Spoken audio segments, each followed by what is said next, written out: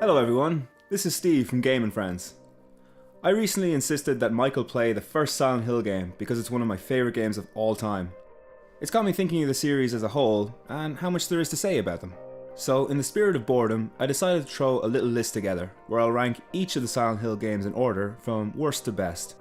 I'm also going to talk a little bit about them, saying what works in the games and what doesn't. I'm going to try particularly hard to talk about the good points of bad games and some of the bad points of the better games because that's something I don't think has been done an awful lot before. Doing all that in one video would probably result in it being longer than the extended version of Lord of the Rings Return of the King, so instead I'm going to do one game per video, starting with the very worst in the series. Silent Hill 2 has an item in it called the Book of Lost Memories, and I think that's about the strongest link this game has to the Silent Hill franchise. Considering what came before it, it doesn't really have the right to exist, and I think it's about as well thought out as Cooking Mama, the Silent Hill edition. While I find there's something to appreciate in almost every entry on this list, Book of Memories has next to nothing. There are some brief moments in the opening cutscenes that seem to get the tone right, and while it's nothing special, the combat is at least fairly functional. If I have to say something nice about it, it's that it has a deceptively absorbing introduction. This shouldn't come as a surprise to anyone watching, but the gameplay is far removed from what fans love about Silent Hill. It's important to remember what it is that Silent Hill has always traditionally offered. It was never about gameplay mechanics or mastering your skills in monster bashing. It was about the tone, the experience, the rich story and its characters. These are very obviously the strengths of the series. To actively focus on the combat and mechanics can essentially be seen as a betrayal.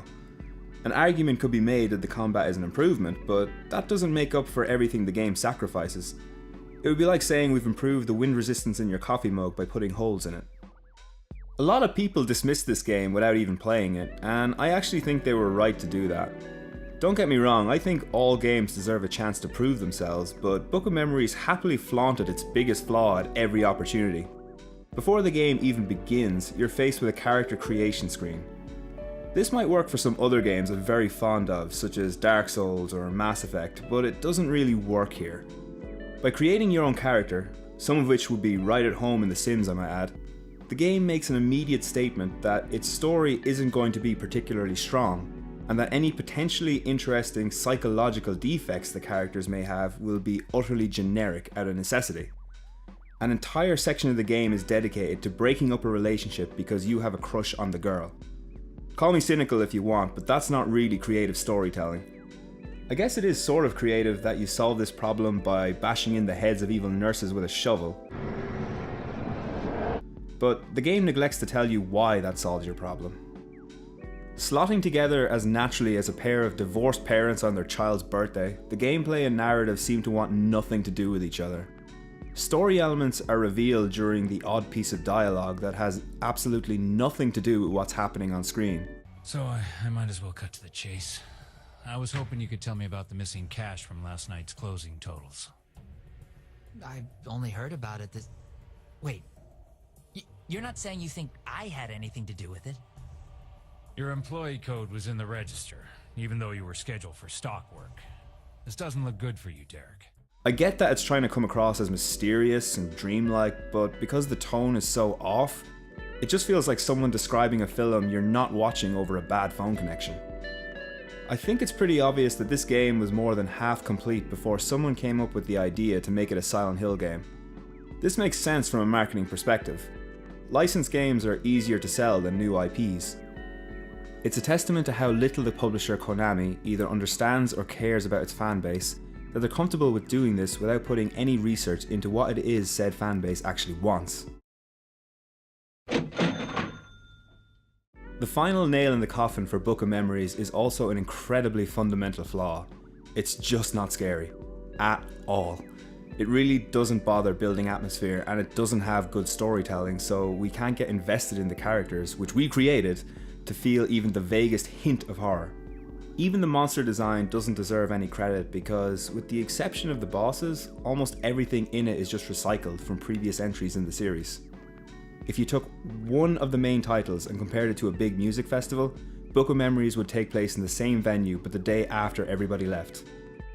I said I was going to try and say something nice about every game, and I suppose my favourite parts of Book of Memories are the Forsaken rooms. These are haunted rooms with spirits lingering in them, and when you enter, you're tasked with making some sort of obscure choice which will have a good, bad or neutral outcome. This is the closest the game ever gets to its former glory, with some moderately creepy imagery. It reminded me a little bit of the quieter, more subtle moments of earlier games, but the game itself seems to resent that kind of thinking. I couldn't really tell how this system was supposed to work, or if it was having any effect on the overall gameplay.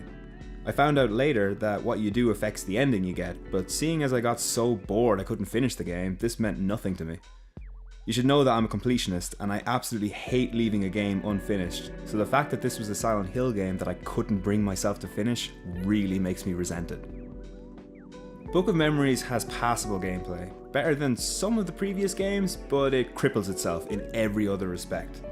All the dungeons are randomly generated, which means they all look the same, even when the layout changes.